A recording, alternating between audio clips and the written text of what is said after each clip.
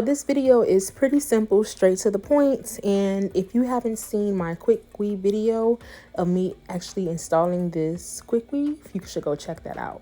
So a few weeks ago, I did this install on her. It's a 40-inch quick weave. And I saw a few comments when they were like, oh, the glue is going to be stuck all in her hair, da da da. But trust me, I've been doing this way too long. Trust me, baby, I know what I'm doing. So I'm going to show you guys how to properly remove a quick weave. So right now I'm just braiding her leave out, like the part that got left out. I'm braiding that down. Then I'm going to start to use my laid off adhesive remover and spray it around like the outer parts of where the quick weave ended at. So I'm spraying like on the very last tracks. We have 2 adhesive removers as an option.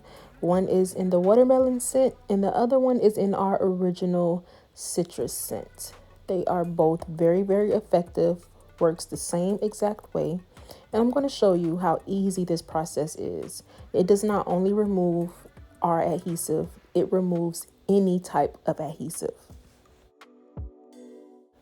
You want to spray it and make sure you're getting down in the cracks and just let it sit for a while and move to the next section. Once you move to the next section, you can double back and you'll see it start to lift. Once it starts to lift, you're literally just going to peel it all the way back. Make sure you're not hurting yourself, make sure you're not hurting your client, but this is a very seamless and easy thing to do.